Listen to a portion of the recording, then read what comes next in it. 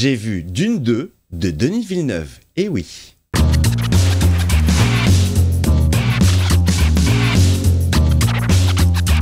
Hey, salut tout le monde, c'est Miko, j'espère que vous êtes en forme. Moi, ça va plutôt pas mal, même si je suis allé au cinéma tôt, très tôt, 10h du matin. Je suis plus du soir, pour te dire la vérité, mais au moins, l'avantage, c'est quand on va au cinéma tôt, on est plutôt tranquille, on est plutôt seul, on était quoi, 8 à tout casser, dans une salle d'une centaine de places.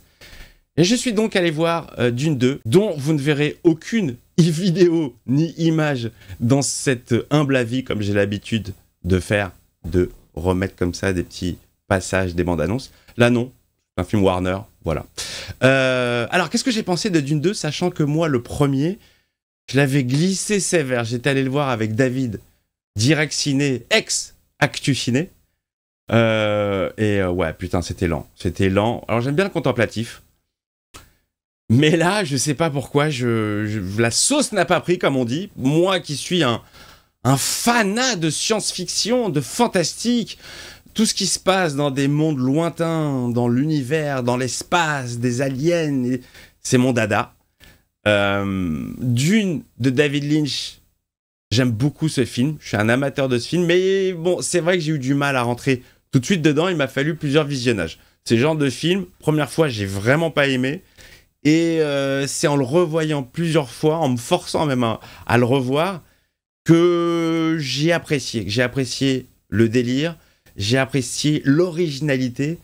Ouais, quand je dis délire, ça part loin. Celui de Lynch, c'est pas un film ordinaire. L'ambiance plutôt chelou, mais voilà, je suis passé du côté obscur au côté clair. C'est-à-dire que sur le même film, j'ai vraiment pas aimé, et à force, je l'ai apprécié.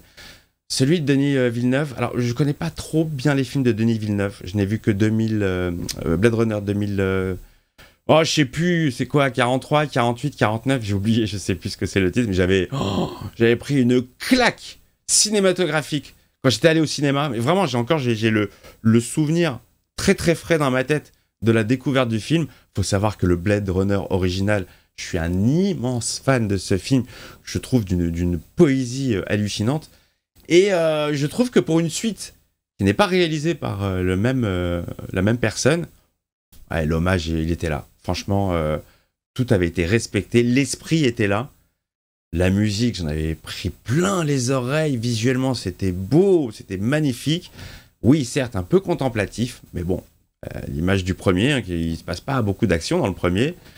Mais j'avais bien aimé, même si évidemment hein, mon cœur ira toujours vers l'original et la performance de Roger Hauer, mais j'avais pas boudé mon plaisir de cette suite qui était vraiment géniale. Et j'ai vu quoi d'autre? J'avais vu Premier Contact, j'avais bien aimé aussi, mais c'est tout, c'est les seuls films de Denis Villeneuve que j'ai vus. Donc il y avait Dune 1 au cinéma.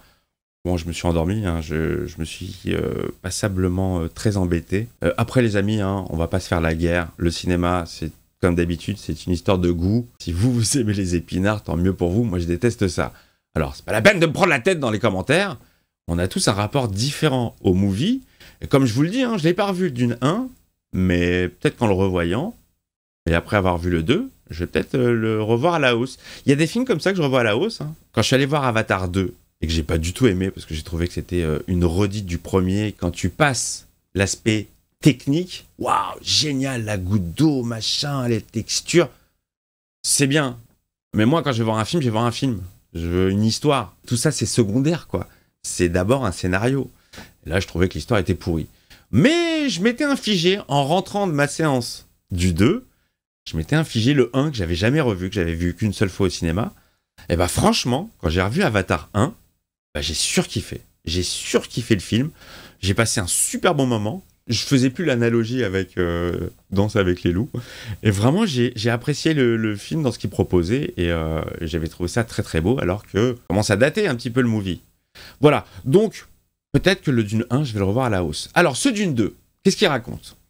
Bien déjà, on reprend exactement là où s'est arrêté le premier. C'est-à-dire, on retrouve Paul Atreides et sa mère au sein de la tribu des Fremen sur Arrakis. et qui se prépare à faire la guerre aux Harkonnen. Bon, voilà, je vais pas rentrer plus dans le détail de l'histoire. Hein. Si vous voulez connaître le film, allez le voir. Moi, je suis juste là pour vous donner mon ressenti, si j'ai apprécié ou pas. Et oui, j'ai vraiment apprécié ce film. Si on aime le cinéma, on est obligé d'apprécier ce film. Alors, l'histoire est déjà beaucoup plus sympathique que sur le premier, qui prenait son temps. Là où Lynch a réussi à mettre les 2 volumes que nous propose Villeneuve en un seul film. Je trouvais que le premier, ouais, il traînait un petit peu en longueur. Il y avait cette promesse de cette baston gigantesque entre les Harkonnen et les Fremen qu'on voyait par à coup, par flash forward. Mais bon, il ne se présentait finalement pas. Donc c'est à la fin du 1, on se dit, ah d'accord, donc la grosse action, elle va être pour le 2. Alors, le film est magnifique. Les prises de vue, la photographie, les environnements, le désert, les couleurs à différentes heures du soleil, que ce soit au petit matin, au coucher, en pleine journée. Les plans, la maîtrise de la réal, j'hallucine. Tout coule bien, tout est lisible, tout est propre. On n'est pas dans cette mode clipesque. On va te foutre des plans comme ça à la va-vite, à la Jean-Marie Poiré pour te noyer un petit peu. Non, on prend son temps, c'est lisible, c'est centré, il y a du pognon, et le pognon, tu le vois. C'est ça fait plaisir. Il faudra qu'on me dise sur Captain Marvels 2, là, sur The Marvels, où est-ce qu'il est passé le pognon, parce que là, il se voit. Là, ouais, il se voit le pognon. C'est sublime. C'est sublimissime. Vous savez, moi, quand je regarde un film, je suis très attaché à, la réal, mais surtout le montage. Moi, mon dada, depuis que je suis gamin, mon délire, c'est le montage. Et là, les amis, la générosité en termes de plans. J'étais en train d'essayer d'analyser, de me dire, ok, pour une même scène, où est-ce qu'il va placer sa caméra et le monteur, à quel moment il va couper, et le nombre de plans différents pour raconter cette histoire. Ultra généreux, ultra généreux. Il y a un rapport à l'échelle qui est très intéressant, que j'ai plus l'habitude de voir dans les films de Gareth Edwards. Là, vraiment, il y a, ouais, tu vois cette opposition entre ces petits bonshommes sur le sable et ces installations gigantesques qu'il faut attaquer. Mais vraiment, j'en ai pris plein la gueule. Ça, c'est pour la gueule, c'est pour les yeux. Au niveau des oreilles, putain, la vache, tout ce que j'aime, tout ce que je kiffe, les grosses ambiances ultra lourdes. Si vous êtes assidu de mes premières séances, à chaque fois qu'il y a un gros son, je le souligne, je dis « Oh ouais, c'est exactement le genre de son que je kiffe. » Vous savez, c'est des sons qui font avec les basses au maximum. La zik, elle est terrible, ça tabasse de chez tabasse. Je sais plus si c'est Hans Zimmer qui s'était occupé de Blade Runner, de Denis Villeneuve, mais voilà, des similitudes sur les... Ouais, moi je fais les bruits. Les mots me viennent pas, je fais les bruits. Sur les percussions, sur les bruits, les gros bruits, les bruits lourds. Ouais, c'est du lourd, c'est lourd, c'est super lourd. Alors je l'ai vu en VO. Je sais pas ce que donne la VF, mais en VO, le traitement de son, il est juste hallucinant. Le film débute par une phrase Harkonnen extraterrestre à l'identique que sur le premier. Avec ce langage, on comprend rien, on comprend pas, mais putain, les basses, quoi. L'épice, c'est la vie. Message pour Mouadib. Les acteurs, une distribution, les amis. Mais 4 étoiles aux petits oignons. Moi, il y a plein d'acteurs que je découvre, que je connais pas. Timothée Chalamet, je le connais pas. Dans le premier, je me disais, bon, ouais, il fait le job, mais bon, il fait quand même un peu brindille. Là, les gars, alors, il est toujours brindille, de corpulent, je veux dire, physiquement, mais il est habité par le rôle. Hein. Il est à fond dedans, et il est ultra crédible. Il donne tout, le gars. En tant que... vas-y, je suis le chef des Fremen. Waouh, grosse performance. Rebecca Ferguson, que je connais pas, que j'ai découvert dans Mission Impossible. énormissime, d'une crédibilité hallucinante, quoi. T'as l'impression que, ouais, c'est pas une actrice qui joue un rôle, elle est la Alors, les noms, ils sont tellement compliqués dans cette saga, là. Bénézite. Bon, bref, une mère supérieure. Mortelle. Zendaya qui fait le job, très très bonne aussi, très très bonne. Bon, après, j'ai trouvé qu'elle cabotinait un chouïa, c'est-à-dire qu'elle a un aspect qui revient assez souvent, elle est en opposition parfois à ce que peut dire Paul Atreides. Il essaie de galvaniser le peuple. Souvent, elle est en désaccord avec ce qui se passe, et elle va souvent faire la même moue, tu vois, elle va froncer les sourcils, elle va se lever pas contente, elle va partir. Elle le fait 3-4 fois, j'ai trouvé ça un petit peu redondant, mais sinon, voilà, hyper crédible dans le rôle. Les amis, il y a un gars, je sais pas qui c'est, je me suis renseigné, il s'appelle Austin Butler. Je connais pas, jamais vu, ou peut-être que j'ai vu, mais je connais pas. Ça doit faire partie de cette jeune génération. Il y a plein d'acteurs jeunes, mon côté boomer, que je ne connais pas. Je suis allé voir sa testasse un petit peu sur Internet, parce que, waouh, dans le film, la prestance du gars, il est flippant, il est inquiétant, il est psychopathe, et il est méconnaissable.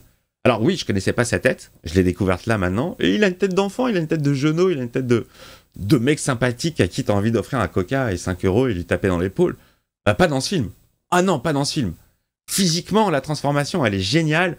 C'est celui qui joue le rôle du neveu du baron. Et je crois me souvenir que c'était Sting qui tenait le rôle dans la version de David Lynch, putain, le hasard, les amis. J'ai cherché un t-shirt pour cette vidéo. Je vous jure, j'ai pris un t-shirt totalement au hasard et sans penser que oui, c'est David Lynch qui a réalisé la première version de Dune.